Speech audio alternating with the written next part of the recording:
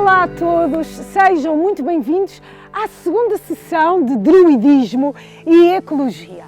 Alexandre Gabriel vai-nos responder à questão: quais os símbolos principais do druidismo?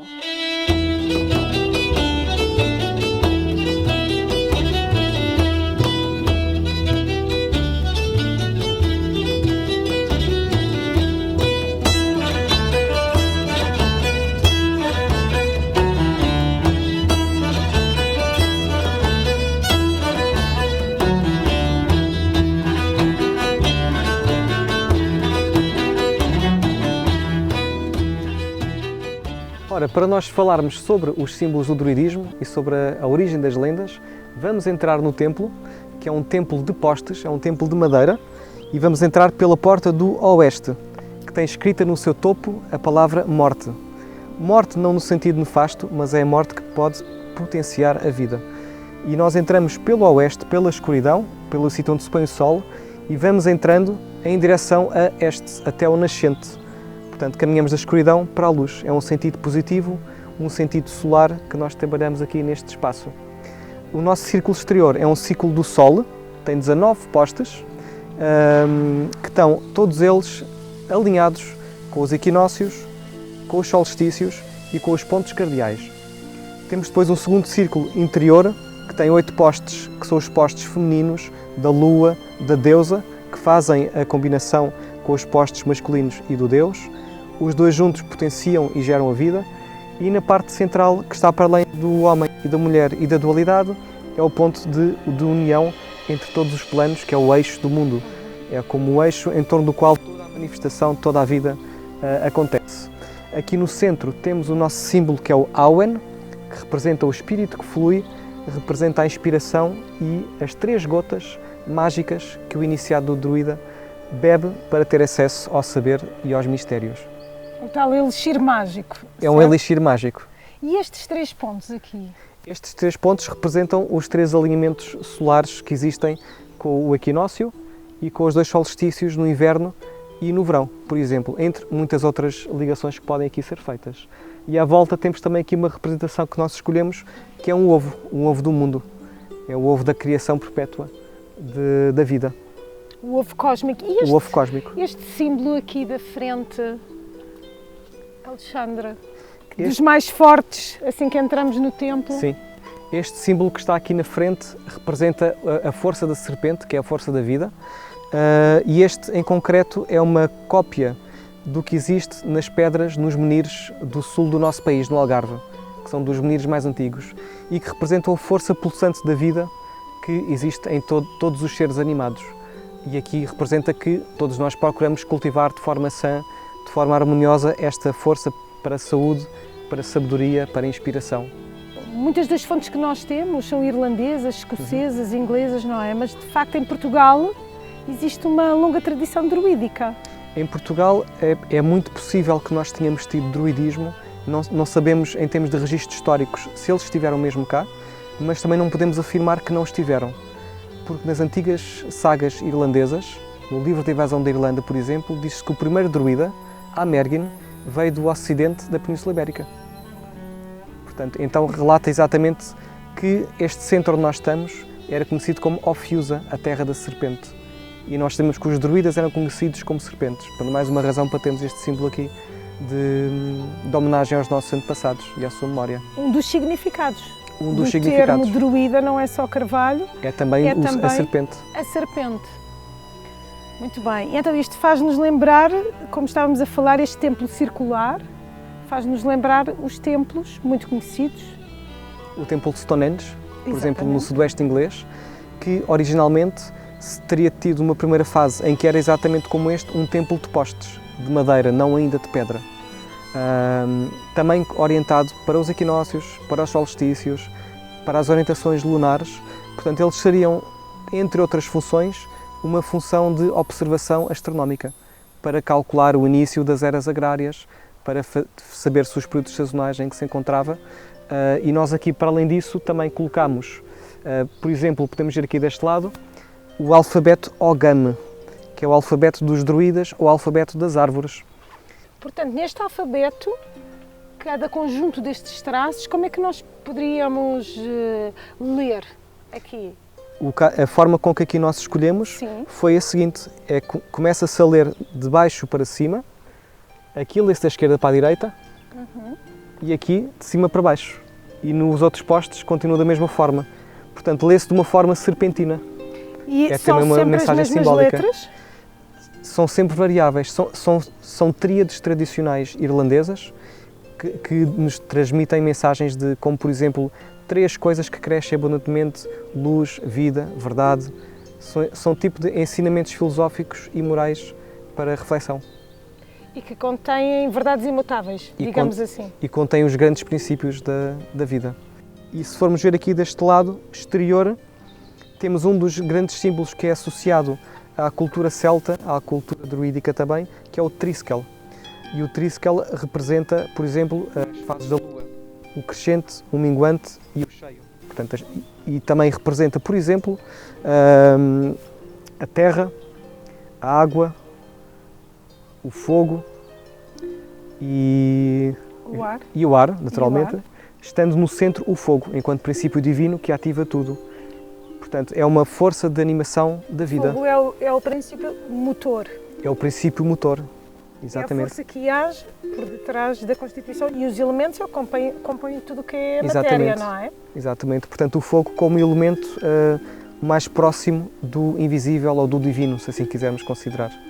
E do divino. Aqui em termos de circulação no templo, nós entramos pela Porta da Morte e da escuridão, viemos para a Porta da Luz, do princípio do dia, que também está associada à primavera, mas como é que nós poderíamos circular aqui neste templo, se nós estivéssemos numa cerimónia druídica? A circulação nos cerimoniais druídicos, no hemisfério norte, é sempre no sentido solar, portanto caminhamos sempre no sentido dos ponteiros do relógio. Por exemplo, no ritual que é feito na Festa das Maias, no dia 1 de maio, em que atamos várias fitas a este poste central e existe música, a dança é feita também nesse sentido. É um ritual associado à fertilidade, certo? Associado à fertilidade, ao regresso da vida, o início do verão também para os celtas.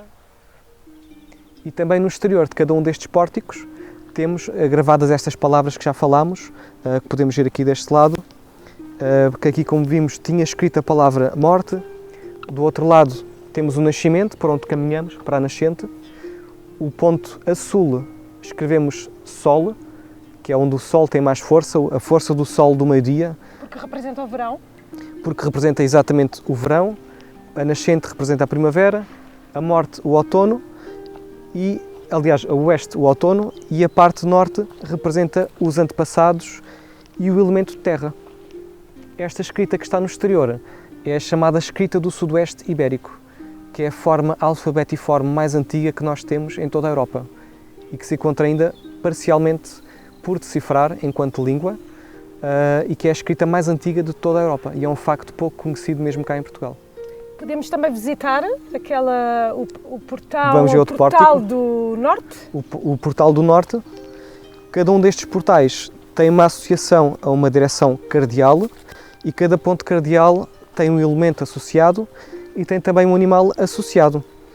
Aqui a norte, por exemplo, que é onde é a região mais fria, daí ser a região dos antepassados, como temos aqui indicado, é também o sítio associado ao elemento terra e associado ao animal que é o urso. O urso está intimamente ligado à terra. Na parte nascente, por exemplo, está associado ao elemento ar e associado ao falcão, ou à águia.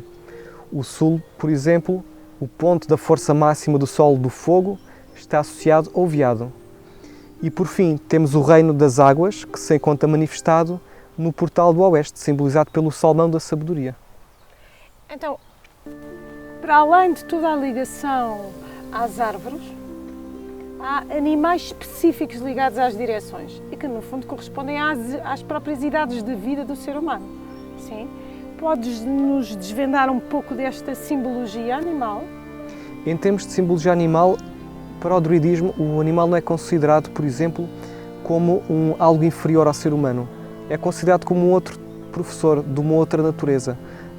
E nós temos, por exemplo, histórias de antepassados celtas que consideravam o urso como seu antepassado direto, ao lobo como seu antepassado direto e que passavam essa sabedoria para o seu próprio nome, passavam essa sabedoria para o seu próprio clã, não estando necessariamente associado cada um a uma idade específica da nossa vida, mas sobretudo mais associados a cada um elemento. Portanto, o elemento da água está associado às emoções, o elemento de fogo está associado ao intelecto, o elemento norte está associado à parte física. Portanto, existem muitas associações que são feitas em termos simbólicos com todos estes elementos. E no druidismo trabalha-se com a sabedoria animal, como nós já vamos ver quando nos mostrares alguns dos teus livros. Exatamente. Certo? Então vamos fazer uma circulação aqui pelo templo, agora exterior. É possível fazer-se Claro. esta circulação, faz parte também. Claro que sim.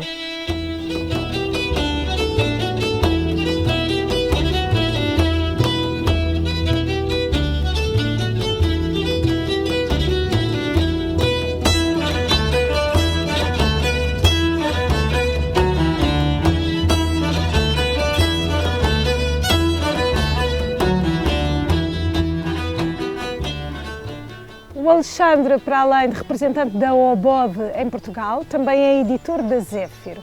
Alexandre, que livros é que recomendas para o início desta viagem druídica? Temos um livro de Philippe Cargome, que é Os Mistérios dos Druidas. É um livro que aborda toda a parte da simbólica do druidismo, as origens do druidismo antigo, o revivalismo druídico dos nossos dias, princípios que regem o druidismo, festividades da roda do ano, toda a ligação entre os animais, entre as árvores e, no fundo, como é que é ser-se um druida hoje em dia no século XXI. Portanto, dá algumas dicas práticas, tem meditações também, textos inspiradores e é um livro que nós recomendamos sempre a quem nos procura também como primeira leitura. Depois também do mesmo autor, do Philippe Cargome, que foi o responsável da OBOD desde 1988 até ao ano passado. Temos também o Oráculo Animal dos Druidas, que é um livro mais oráculo de cartas animais. Tem aqui uma série delas, são umas cartas belíssimas, que tem o touro, o javali, o veado, o cavalo, a carriça, o melro, a coruja, todos esses animais e que no druidismo são considerados como professores, são os professores animais. Cada carta tem um simbolismo muito próprio, não só do animal, mas também de plantas associadas, também de histórias associadas, e é um oráculo extremamente rico. Não parte apenas de uma reflexão do autor, mas resultou do trabalho dele e da Stephanie Cargome, que é a sua mulher, que foram procurar os livros mais antigos da Inglaterra que continham as lendas dos animais. Portanto, e nós sabemos que as lendas são veículos de sabedoria, de transmissão de conhecimento, e a partir daí o Philippe e a Stephanie prepararam todo este oráculo com uma base literária muito profunda, muito interessante. E temos também a nossa terceira sugestão, que é um almanaque pagão mandrágora, que editámos em 2011 no Bosque Sagrado dos Druidas e que foi quando nós começámos o curso de bardo em língua portuguesa cá em Portugal. Portanto, ele fala de todas as festas da roda do ano, fala das ervas e as árvores sagradas do druidismo, tem meditações sobre a inspiração, contos e lendas também muito interessantes e divindades celtas, entre outros temas muito interessantes. O que este livro tem também de particular, para além de ter a participação do Philippe Cargome, é que também tem alguns textos que eu próprio pude escrever, depois coordenei esta edição, e outros autores também de língua portuguesa. Alexandre, muito obrigada pela tua participação e tudo de bom. E tudo de bom também para vocês nestas viagens druídicas. Obrigada pela vossa presença. Contos bárdicos, Cormac, a fonte do conhecimento e o cálice da verdade. Estávamos no alvorecer do fogo de Bel, na cidade real de Tara, na Irlanda, quando o sábio rei Cormac viu à distância um guerreiro envergando requintados trajes. Ao aproximar-se do rei, o guerreiro sacudiu um ramo com 3 maçãs douradas. Então o guerreiro disse ter nascido numa terra onde existia apenas a verdade, onde não havia pecado, doença, nem morte. Tendo-se tornado amigos, o rei pediu-lhe o ramo de macieira, mas o guerreiro impôs-lhe uma condição. Cormac teria de lhe conceder 3 desejos. Sem pensar muito, o rei assim o fez, desejoso ter consigo um tão mágico objeto. Pouco depois, Cormac regressou ao seu palácio, provocando espanto em toda a corte e um sono reparador naqueles que padeciam de qualquer doença. Passou-se um ano até que o guerreiro retornou, vindo reclamar o seu primeiro desejo: levar consigo Ailbe, a formosa filha do rei. Os lamentos do povo ecoaram por toda a cidade ao verem Ailbe desaparecer no horizonte, mas Cormac usou os poderes mágicos do ramo da macieira para os adormecer. Ao fim de uma lua, o guerreiro voltou para cobrar o seu segundo desejo: levar agora Cairpre Lifechar, o filho de Cormac. O rei ficou destroçado com a partida de Cairpre e os seus piores receios concretizaram-se quando, dias mais tarde, o temível guerreiro lhe disse qual era o seu terceiro e último desejo: levar Eithne, a sua mulher. Durante vários dias, Cormac ficou mergulhado em lágrimas no seu palácio, até que, não podendo mais suportar tamanha angústia, decidiu partir em busca do homem que lhe tinha privado daqueles que mais amava. Após longas horas de caminhada, viu-se totalmente rodeado por um misterioso nevoeiro que o impedia de ver o que quer que fosse. Quando este por fim se dissipou, descobriu que estava numa ampla planície, vendo no centro desta um cercado rodeado por uma vedação de bronze, contendo no seu interior uma casa feita de prata. Cormac viu alguns homens que, com penas de ave, tentavam cobrir o telhado da casa, mas estranhamente, quando estavam prestes a terminar, uma rujada de vento arrancava-as do telhado.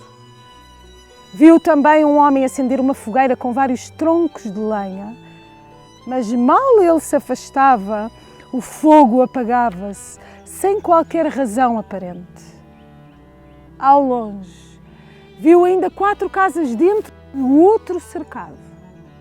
Aproximou-se e acabou por entrar numa delas. Para sua surpresa, viu que estava dentro de um palácio com teto de prata e bronze, coberto por penas de ave.